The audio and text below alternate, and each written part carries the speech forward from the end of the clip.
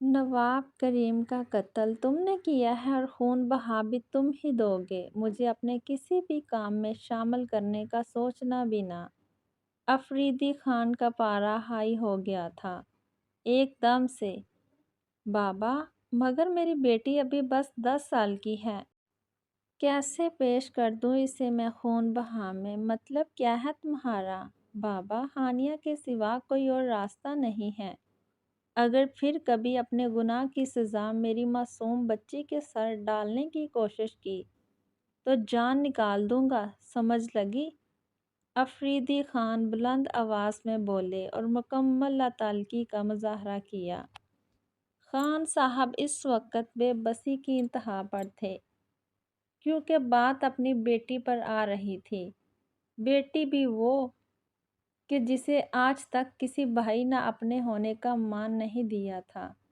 بابا جان، دیکھیے آپ کو اپنی بیٹے کی بات پوری ہونے سے پہلے ہی خان صاحب نے بول دیا تھا، خبردار، زبان کھینچ لوں گا اگر میری بیٹی کا نام لیا بھی تو کیا میں قتل ہو جاؤں یا پھر اپنی 10 سالہ بیٹی پیش کر دوں؟ یہ بات قتل کرنے سے پہلے سوچنی تھی۔ اب تم قتل ہو جاؤ یا تمہاری بیٹی جائے، مجھے کوئی پرواہ نہیں ہے۔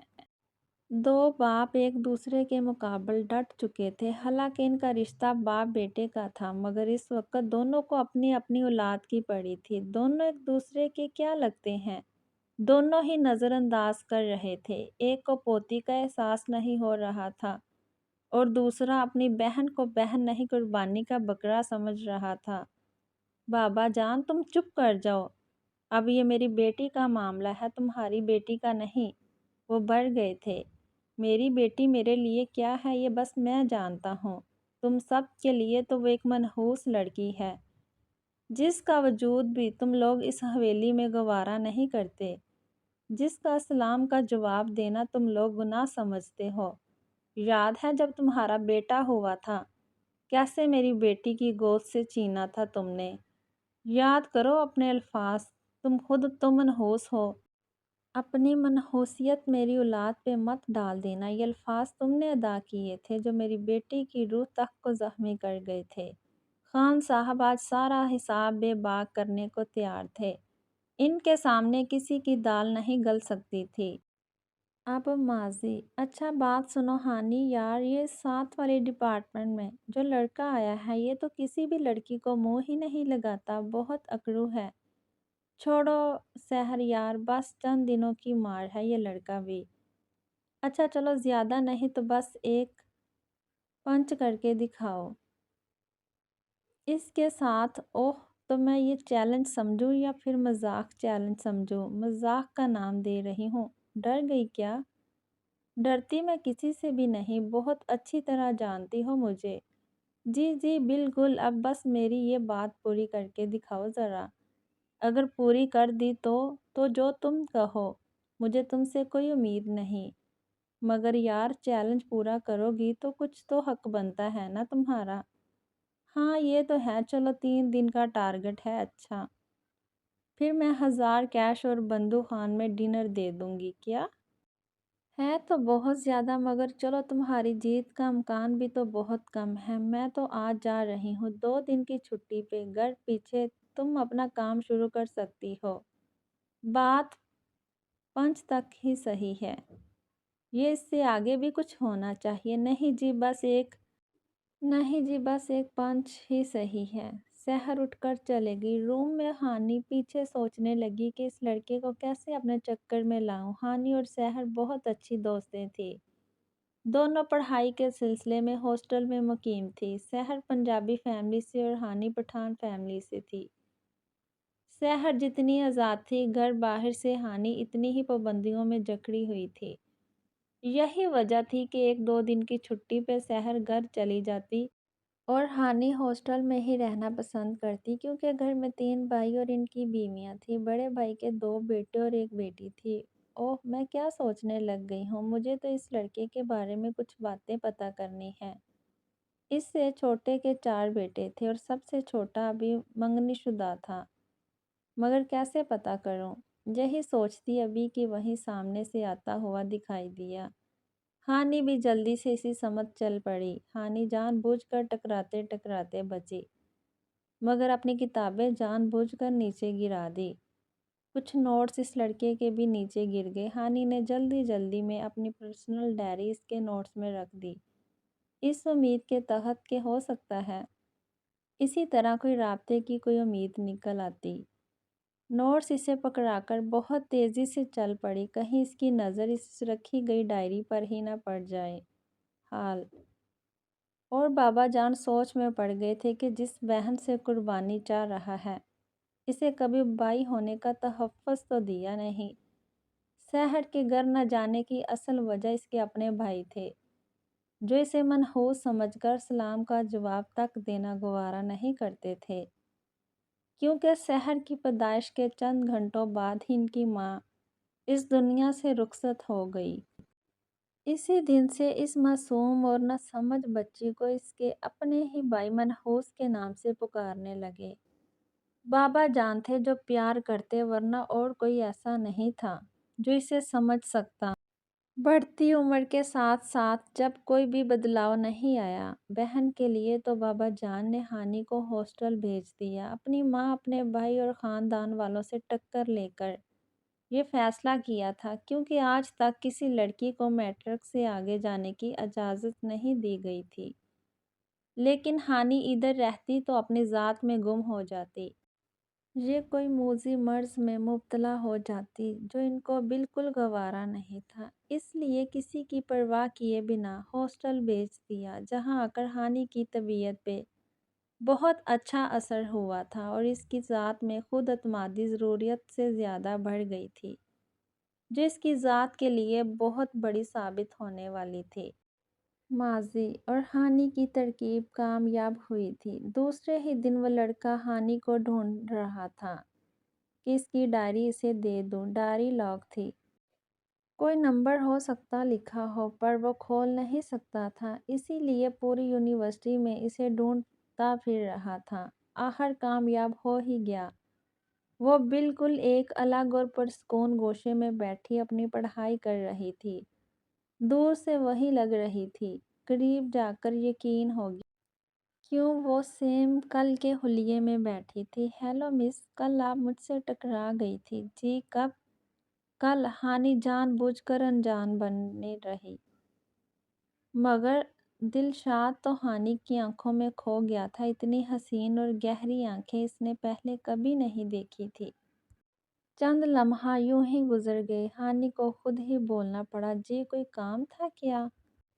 جی وہ کل آپ کی ڈائری غلطی سے میرے پاس رہ گئی۔ او گاڈ، تھینک یو سو مچ، بہت ضروری ڈائری ہے یہ میری، شکر ہے۔ کوئی بات نہیں، آپ کی چیز تھی، آپ کو لوٹا دیا۔ پھر آپ کا لنچ یا ڈنر تو بنتا ہے نا؟ نہیں، اس کی کوئی ضرورت نہیں۔ کیوں؟ ایک ذرا سی ڈائری تو تھی، آپ کو نہیں پتہ بہت قیمتی ہے یہ۔ اچھا، آپ کا نام دلشاد خان؟ اوہ، میں بھی خان ہوں۔ اور نام ہانیہ، مگر پیار سے دوست ہانی بولتے ہیں۔ آپ بھی بول سکتے ہیں۔ اچھا، تو آپ کس ڈپارٹمنٹ سے ہیں؟ B S honours C S I T department, last year. Oh good, ویسے میں اپنا بزنس کرتا ہوں، ساتھ ساتھ اسٹڈی۔ آپ رہتے کہاں ہیں؟ فی الحال میں ادھر ہی رہتا ہوں، مگر آبائی گاؤں میں فیملی ہے، میں ادھر تنہا رہتا ہوں بزنس کے سلسلے میں۔ اچھا، کل سحر آ جائے پھر کل ہی کا کہوں اسے، ورنہ وہ یقین نہیں کرے گی۔ ہانی دل ہی دل میں سب ترتیب دے رہی تھی۔ کیا ہم کل ساتھ چائے یا لنچ پہ ساتھ چل سکتے ہیں؟ دلشاد اتنا دل پھینک قسم کا تھا تو نہیں، مگر ہانی تھی ہی ایسی، آنکھیں ایسی تھی کہ دل کرتا تھا دیکھتے رہو۔ رنگ دودھ سے بھی سفید اور گال ایسے جیسے سرخ رنگ ڈال دیا ہو۔ گھٹنوں سے نیچے جاتے بال، 5 فٹ سے نکلتا ہوا قد، ہر طرح سے حسین۔ یہ لڑکی ایک پل میں ہی دل کے تار چھیڑ گئی تھی۔ پتہ نہیں کتنے پل بے خود سا دیکھتا جا رہا تھا۔ ہانی نے اس کے سامنے ہاتھ ہلا کر اسے متوجہ کیا تو ایک دم سے شرمندہ ہو گیا، مگر پھر خود پہ کنٹرول کر کے موبائل نمبر لے کر اپنی راہ لی۔ हानि चैलेंज पूरे होने पे जहाँ खुश थी मगर दिल में कहीं खतरे की घंटी बज रही थी, जिसे वो खुशी में नज़रअंदाज कर रही थी जिसे वो अपनी खुशी में नज़रअंदाज कर रही थी। माजी दिलशाद बादशाही के इलाके से था मगर हानि अनजान थी, क्योंकि वो कभी अपनी हवेली से बाहर नहीं निकली थी। दिलशाद 3 भाई थे।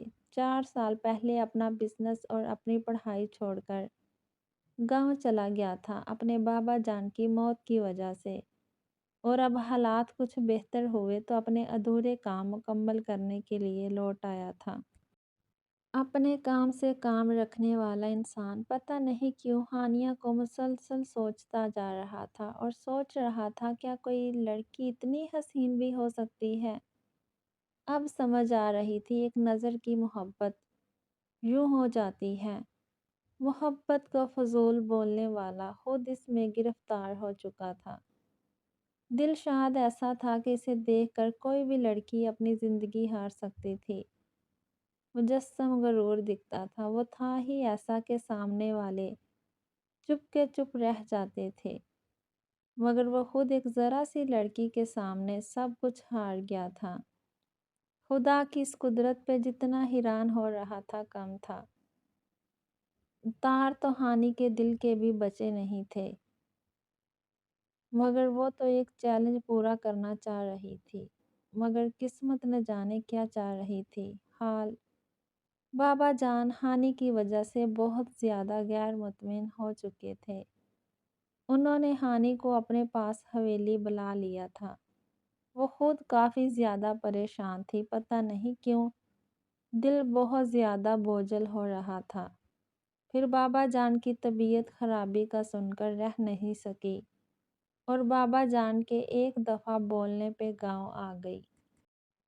पहली बार इसे इधर आकर सब ही चुप चुप और गमगीन महसूस हो रहे थे, वरना जब भी वे आती तो कोई और कुछ ना सही अपने लिए नफरत ज़रूर देख लेती। सब मुंह फेरते, खास कर बड़ी भाभी तो अपने बच्चों को इसके पास भी नहीं आने देती थी। इस दफ़ा तो बच्चे भी बहुत दफ़ा इसके पास और ये बच्चों के पास होती। भाभी तो क्या, भाई भी चुप चुप सा था। बाबा जान खैरियत तो है ना, सब ठीक तो है ना।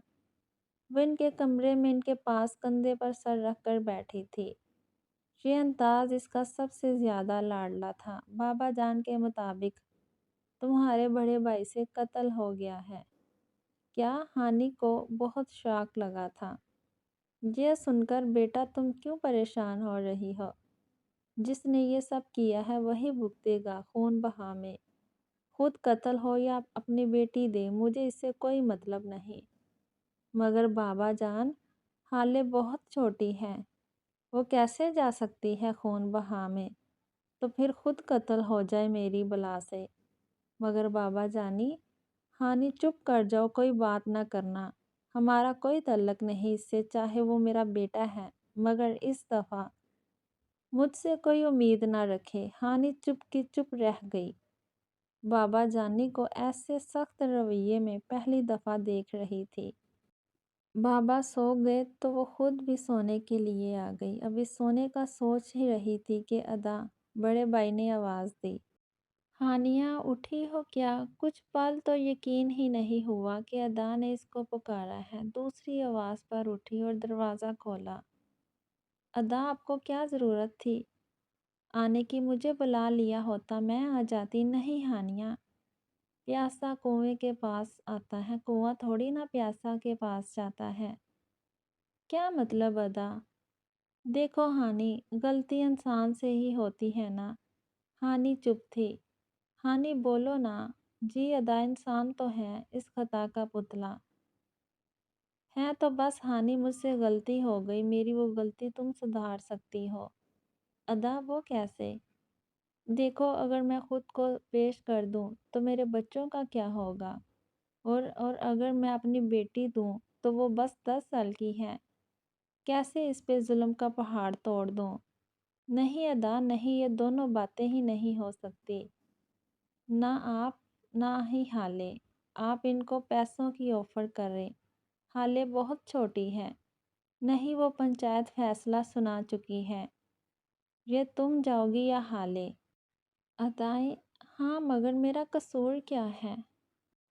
कसूर तो हाले का भी कोई नहीं, कसूरवार तो मैं हूँ ना, मगर मुझे कोई सज़ा देने को तैयार ही नहीं। मैं तो बेबस हूँ, मगर बाबा जान कोई साथ नहीं दे रहे। पहली दफ़ा तीनों में से किसी भाई ने इतने प्यार से सर पर हाथ रखकर प्यार से कुछ मांगा था, कैसे इनकार करती? भाई मुझे कुछ वक़्त दें। नहीं हानि, वक़्त बहुत कम है। अगर तुम न मानी तो फिर मैं हाले दे दूँगा, खून बहा में। माज़ी, सहर कल से तुम्हारा इंतज़ार कर रही हूँ। हाँ, तो मैं बता के तो गई थी कि 2 दिन के बाद वापसी हो गई। हाँ यार, मगर खुशी में वक़्त कट नहीं रहा था। यार, चैलेंज पूरा करना था। आज दोपहर का वक़्त दिया है। यूनी से फ्री होकर चलना है हम दोनों ने। अच्छा भई, बहुत दिल फेंक किस्म का निकला। अलग तो नहीं रहा था। ऐसा कि इतनी जल्दी मान जाएगा। चलो तुम अपनी हार तैयार रखो। हाँ जी, आपके हुस्न के सामने वो हार गया। मुझे क्या पता था, वरना इतनी शर्त लगाने से पहले सोच लेती। चलो अब तो लगा भी ली और हार भी गई। चलो यार, कोई नहीं, दोनों तरफ फ़ायदा तुम्हारा ही है। पंच साथ किया तीनों ने, मगर दिलशाद को बुरा लग रहा था यूँ शहर का साथ आने पे, मगर क्या कह सकता था। खाने से फ्री होते ही दिलशाद ने खुद ही बोल दिया, हानि कल मेरे ऑफिस आना, मुझे खुशी होगी।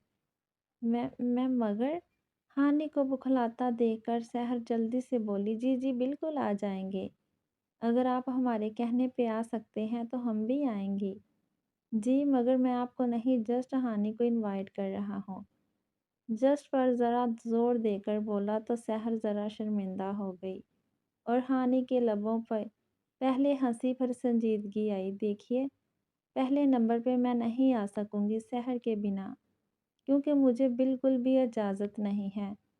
आज भी हम ज़रूर शॉपिंग का बहाना करके आई हूँ। सॉरी, बात जस्ट आज की हुई थी, मैं आएगी। अगेन हम ना मिले तो ही बेहतर है। देखिए, आप अपने दोस्त को साथ ले आएँ, मगर एक दफ़ा आ ज़रूर जाएँ, मेरी खुशी के लिए। मगर अगर मगर कुछ नहीं, आपने आना है और ज़रूर आना है। अपना नंबर दे दें, मेरी फैमिली के अलावा किसी के पास मेरा नंबर नहीं जा सकता, सॉरी। आप अपना नंबर दे दें, सहर बोली। मैं अपने नंबर से कॉल कर लूँगा, जब आप बोलेगा, हम आ जाएँगी। मगर बस आखिरी दफ़ा, इसके बाद कोई राब्ता नहीं होगा। ओके, ये ले मेरा नंबर, अपना दे, ताकि मुझे पता तो हो किसका नंबर है। नंबर का तबादला हुआ। दिलशाद को दुख तो था हानि के नंबर ना देने पर, लेकिन चलो शुक्र अदा किया कि चलो शहर का ही सही कोई राब्ता का ज़रिया तो मिला। इधर से उठते ही हानि शहर को बोलने लगी, क्या ज़रूरत थी नंबर लेने और देने की। यार कोई बात नहीं, बंदा बुरा नहीं, मगर शहर तुम जानती हो ना, मैं इस तरह कोई काम नहीं कर सकती। कोई फजूल नहीं, बस थोड़ा बहुत तफरीह का समा है यार। दिलशाद ने इनके बाहर निकल जाने तक हानि को अपनी नज़रों में समोए रखा। दोनों निकल चुकी थी। दिलशाद भी जाने के लिए उठा, मगर अपने सामने अपने छोटे भाई को देखकर ठटक गया। आदिल, तुम यहाँ क्या कर रहे हो? अच्छा जी, अपनी खुफियत मिटाने के लिए मुझ पे गुस्सा होने लगे हैं। दिलशाद को समझ नहीं लग रही थी कि क्या कहूँ। यार वो बस वैसे ही। नहीं भाई, मैं बिल्कुल नहीं मानूंगा। बताओ मुझे, इन दोनों में से आपके वाली कौन सी है?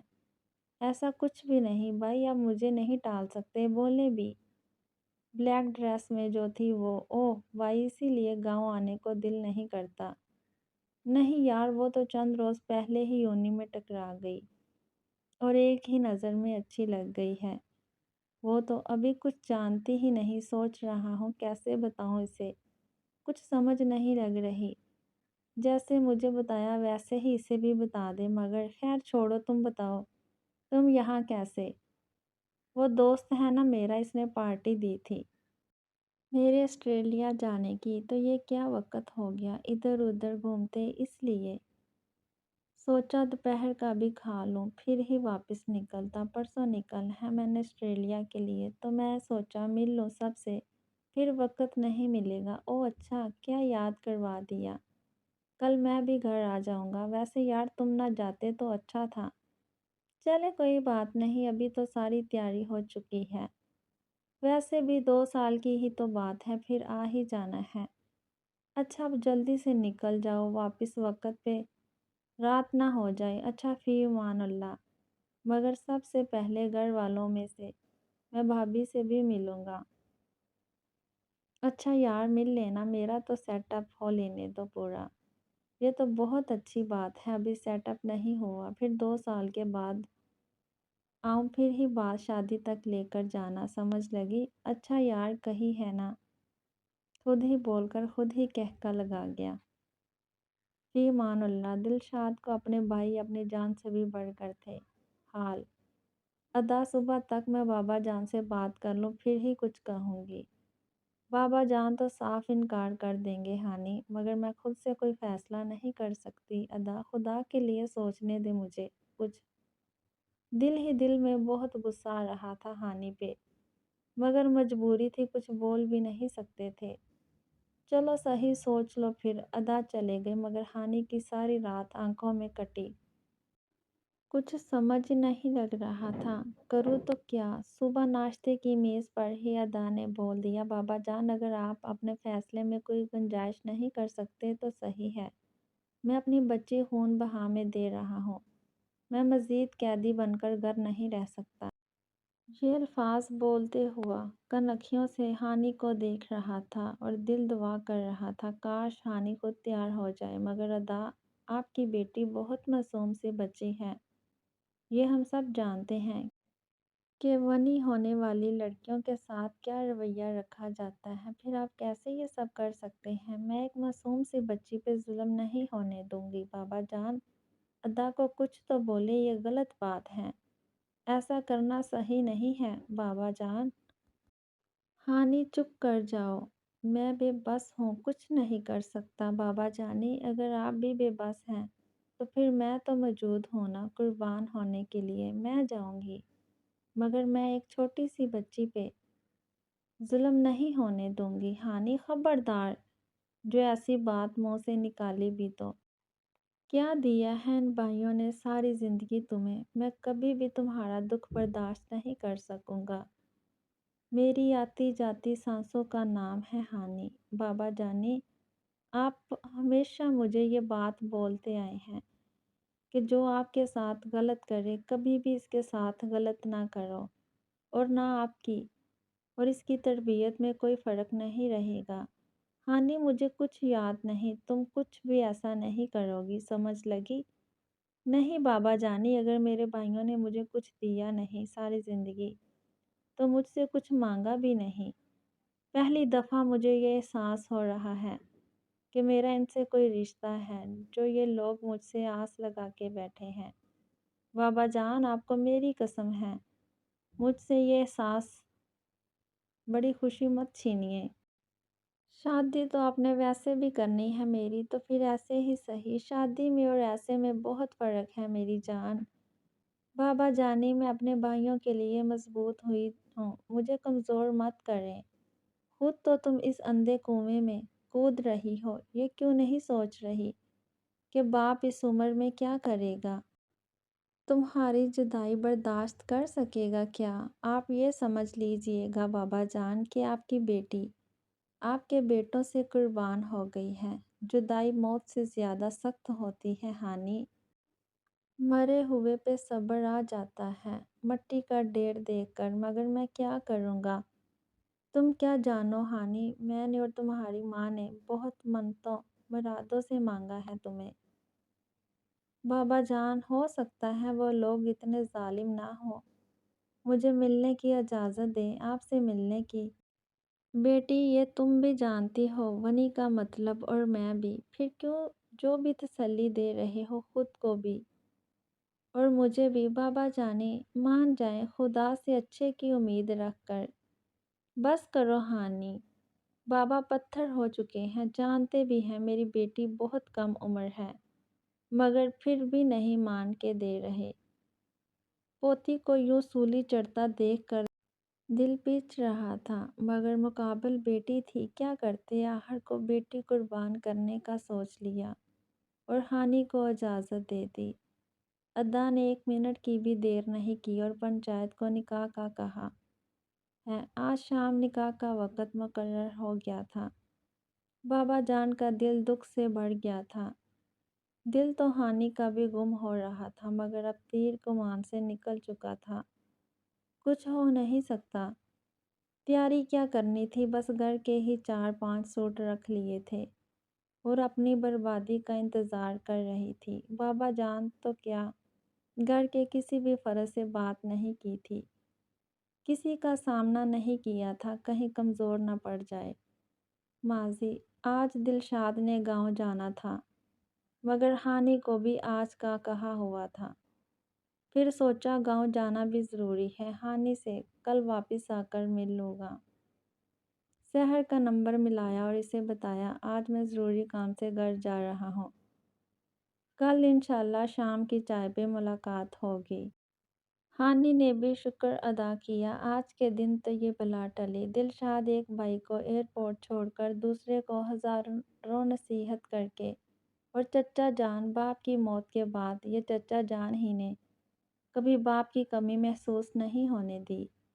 ان کو بھی بالکل باپ جیسی عزت اور مقام دیا تھا، کے ساتھ ساتھ رہنے کا بول کر واپس لوٹ آیا تھا۔ دوپہر کو فری ہوتے ہی سب سے پہلے سحر کو کال کی اور جگہ بتائی۔ اچھا تو آپ فون پہ بول رہے ہیں، یونی ایک ہی ہے، ادھر بھی مل سکتے تھے۔ بات صحیح ہے آپ کی مگر میں ریگولر اسٹوڈنٹ میں سے نہیں ہوں، اس لیے روز روز نہیں آتا آپ کی طرح۔ کیا ہانی سے بات ہو سکتی ہے؟ اسپیکر آن تھا۔ ہانی نے 1 منٹ میں ہاتھ کے اشارے سے منع کر دیا۔ سحر بولتے بولتے چپ کر گئی اور کہا نہیں، وہ ہانی روم میں نہیں ہے۔ دلشاد کچھ مایوسی سے بولا، اچھا چلیں کوئی نہیں، شام کو ملاقات ہوگی۔ وقت مقرر کر کے ہانی کے لیے گفٹ کا سوچنے لگا۔ آج اپنی پسند کا اظہار کرنے کا سوچ چکا تھا۔ ایک بہت اچھی رنگ اور پرفیوم لے کر شام کا انتظار کرنے لگا۔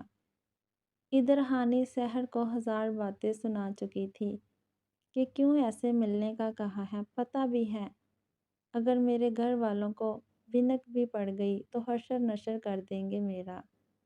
خیر یار کچھ نہیں ہوتا، میں صاف بول دوں گی کہ آج کے بعد ہم سے رابطہ کرنے کی کوشش نہ کرے کیونکہ ہم کسی سے کوئی تعلق نہیں رکھ سکتے۔ شام کے وقت مقرر کردہ جگہ پہنچ گئی۔ دونوں چند پل بعد ہی وہ خود بھی آ گیا۔ آتے ہی ہانی کا چہرہ اپنی نظروں کے حصار میں موقید کر لیا جو کہ ہانی کو بہت برا لگ رہا تھا۔